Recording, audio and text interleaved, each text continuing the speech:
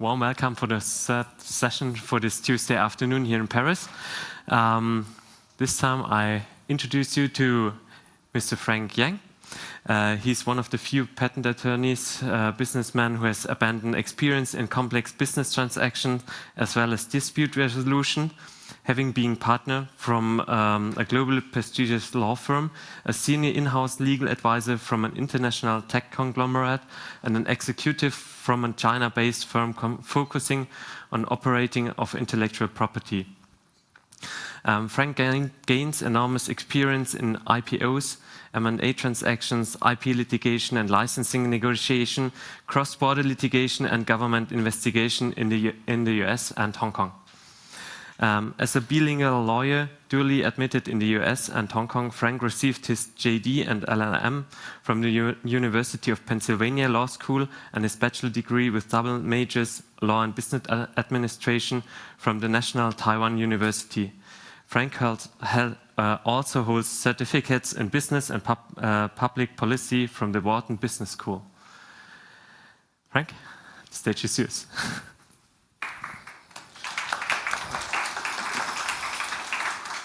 Hi, good afternoon, everyone. My pleasure to be here. I know most of the lectures today and yesterday was about AI. It's more like a technical computer thing. Today, hopefully, China is more humor touching. We talk about the traditional or not so traditional litigations.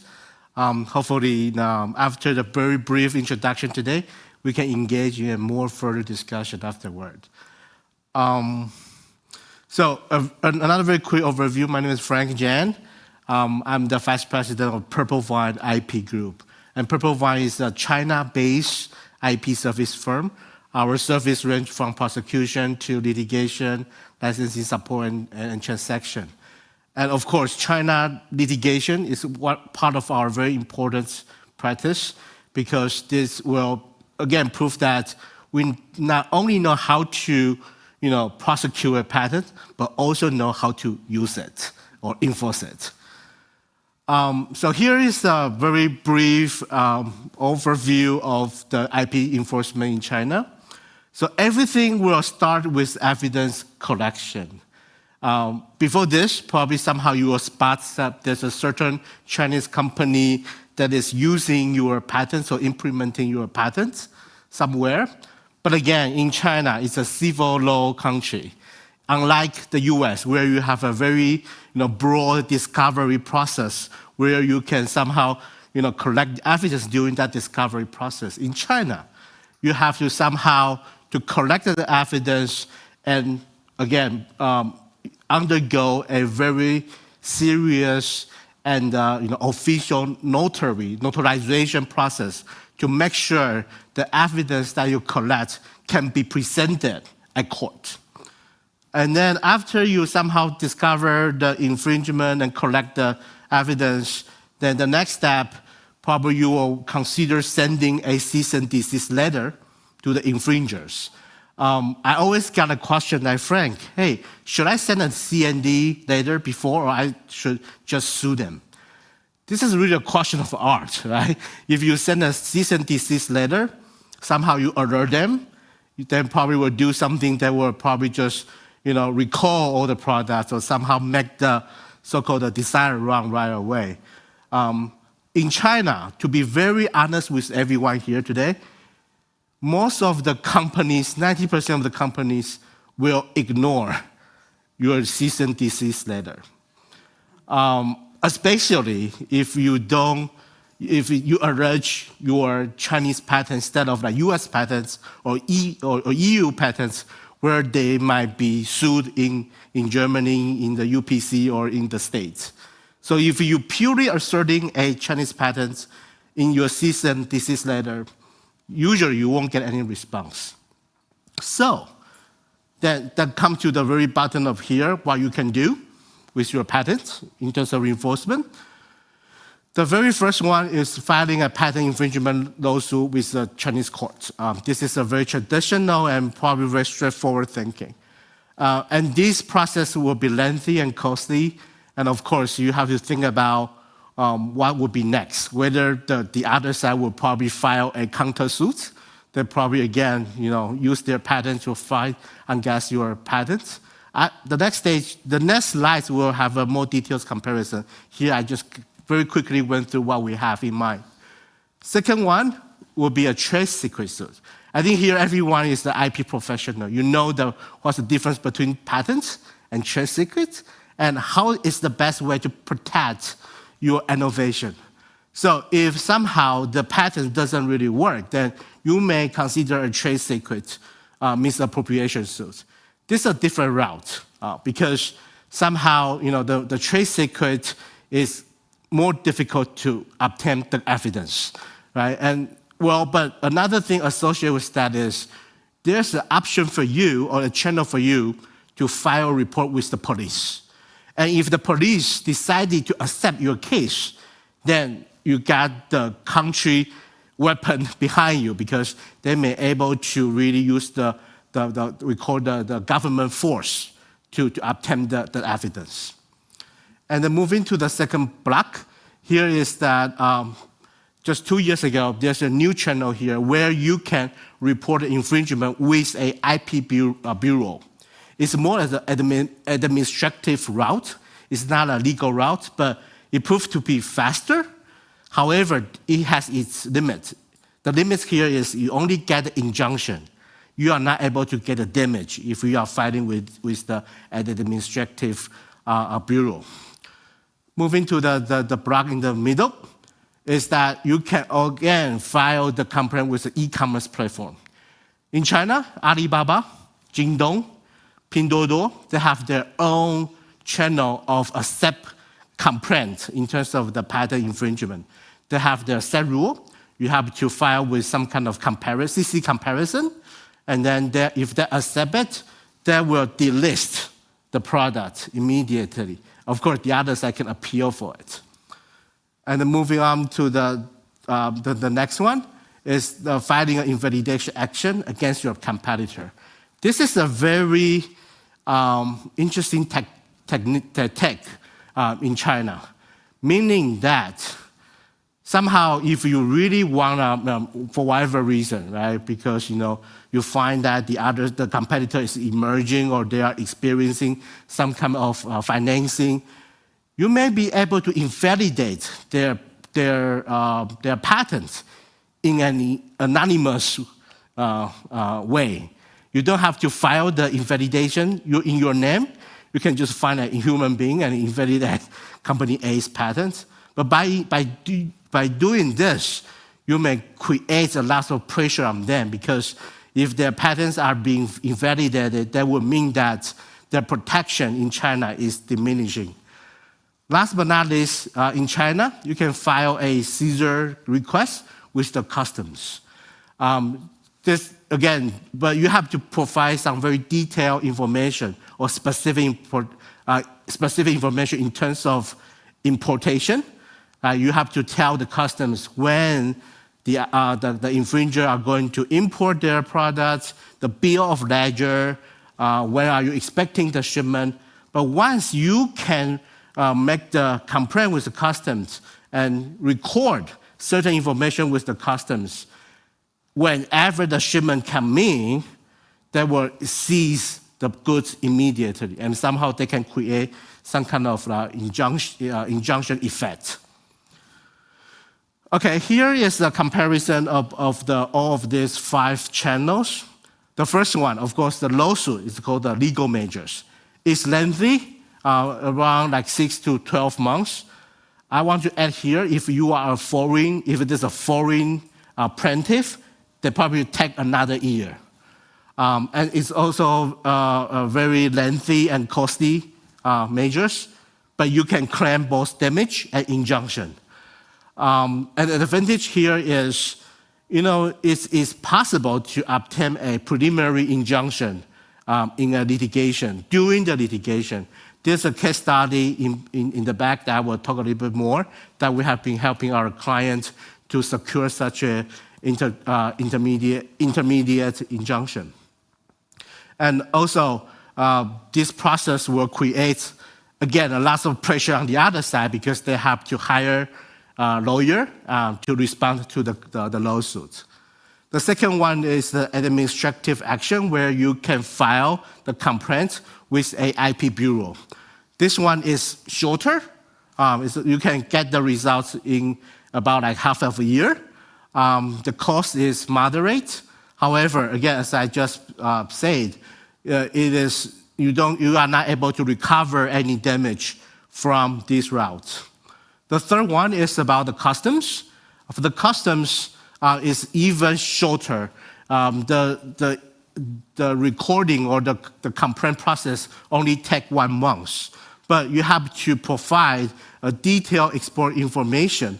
And then also you have to deposit certain guarantee.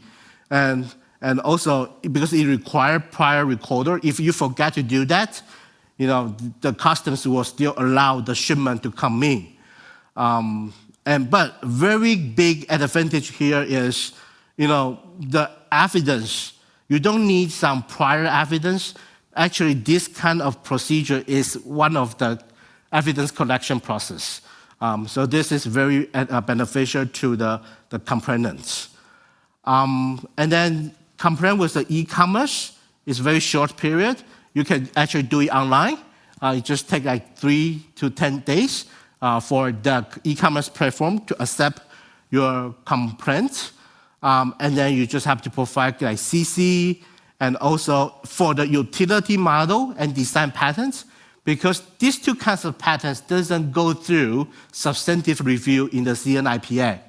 So if you want to file a complaint based on the utility model or design patents model, design patents, then you need to receive a positive validity report from CNIPA, just to ensure that the patents you are asserting is stable, won't be invalidated easily.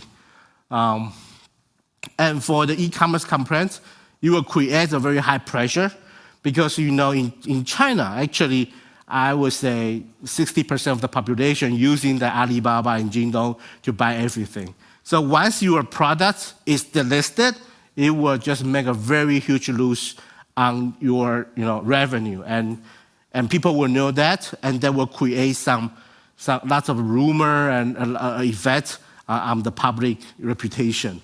And also, it's the same thing for the last but not the least one is the exhibition fair.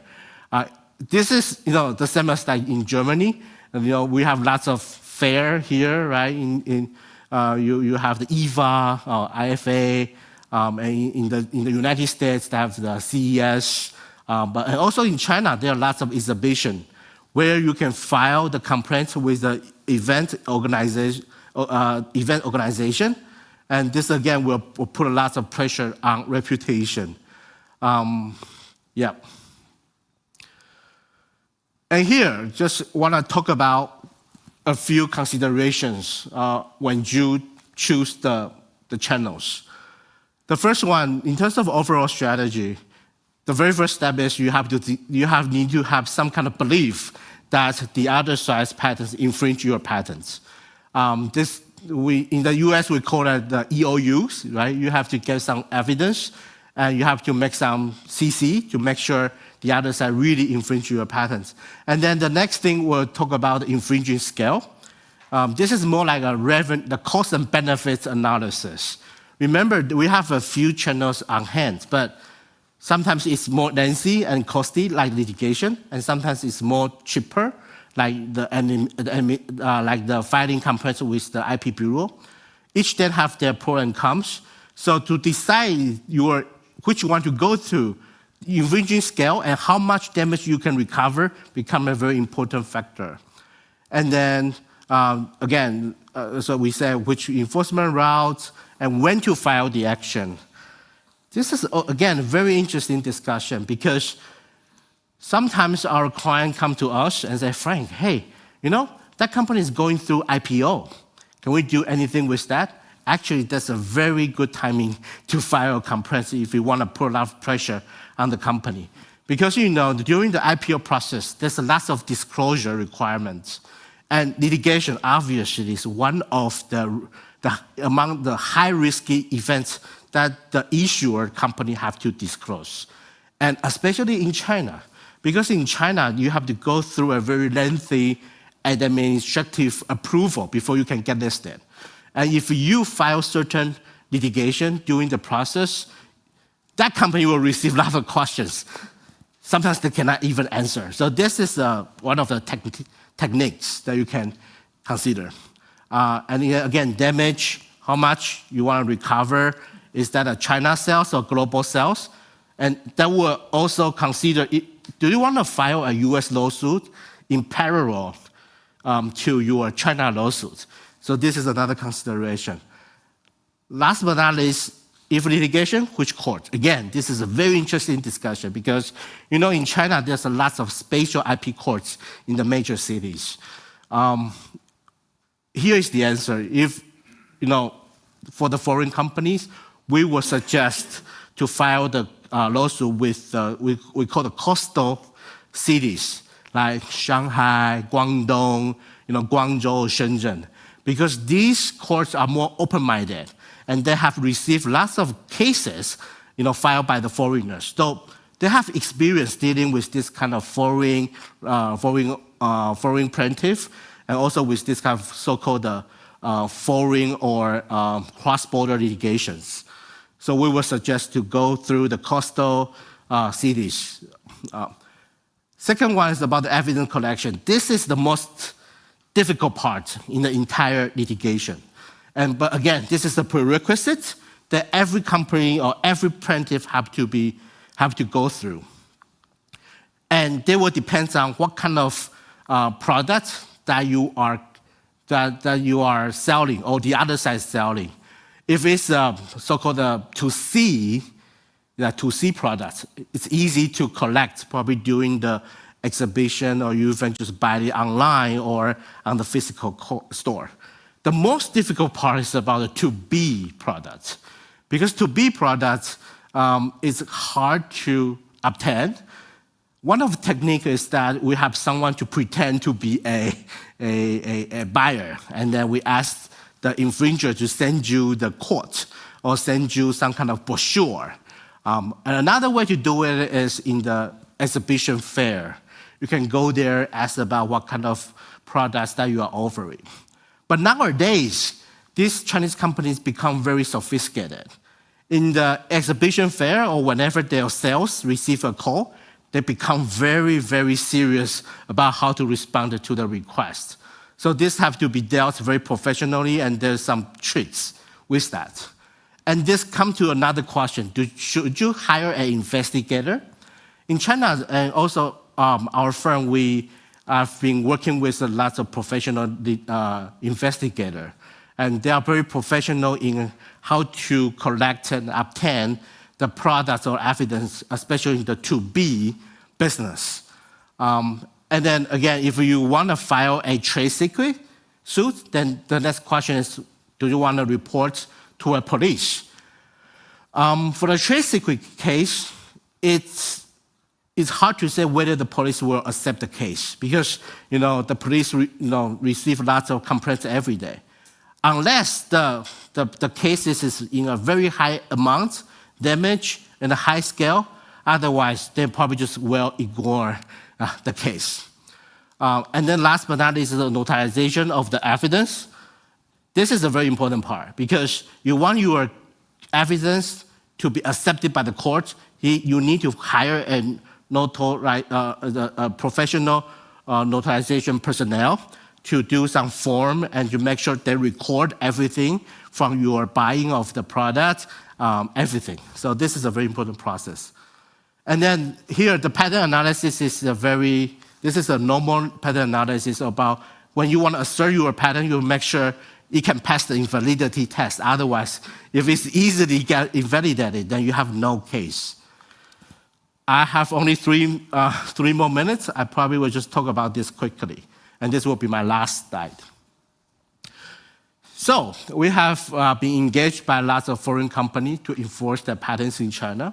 Here are the common legal challenges that we have been facing. The first one, again, is the collecting, securing evidence, especially the 2B business. And I know some of you are selling some kind of a big mechanic product. it's even more difficult to collect the evidence. Second one, local court at disadvantage. So the question I always receive is, Frank, if I want to, file a lawsuit in China, I'm a foreigner, right? Like Chinese court love Chinese. Then what should I respond to this? If you ask me, I would say yes. The local court disadvantage does exist, unfortunately. But it doesn't mean that we have no case. It only means that we need to make the case much stronger than usual. Than usual, Chinese versus Chinese case. A good thing about this is, Chinese legal system is evolving. And actually, people are putting a lot of, really scrutinize the case. So if they really do something so in favor of their local companies, they will receive lots of criticism from the appellate courts and also from the Supreme Court. And don't even mention that now there's some media, although the freedom of speech is limited, but still lots of media will comment on the case. So it's evolving, so we just have to make sure the case is stronger than usual. Then I still think we have a case. And again, the cost of time, because if it's filed by the foreign company, that will take 1 more year longer. And then the Chinese companies are very sophisticated. They will start to crafting their patent when they file, or even when they launch their products. For instance, if their patents have an A, B, C element, they will make some modification to claim A and B in their products. Just make sure it's not really infringing, right? And then most of them will conduct the FTO, very, very lengthy, sophisticated FTO before launching the products. They will make everything even more difficult to assert the patents in China. So quickly, I took 3 cases. One is we are helping an LCD manufacturer in China to secure an interlocutory injunction. It's difficult, but we are helping them. We filed the case in April, filed the intellectual injunction in May. We got the hearing in September, and then we got the order in November. So this is a very classical example. Second one, we are helping a German company we just helped them to win the first instance of the district court in China. Again, this company is the auto part connector company. Very difficult to collect the evidence, but we work closely with the investigator to get the evidence and successfully assert the patents. The last one is about the global patent enforcement. PurpleVine, we have a Chinese legal team. We also have a US legal team and a German legal team. So we are helping a company to really launch the lawsuit in China, in the US. We consider Germany, but again, it's very difficult to collect evidence here, so we give up. But again, with the Chinese and the US litigation in parallel, we are helping the client to get a very favorable result. Thank you. I think this is my presentation today, and we have 5 minutes for Q&A. Thank you.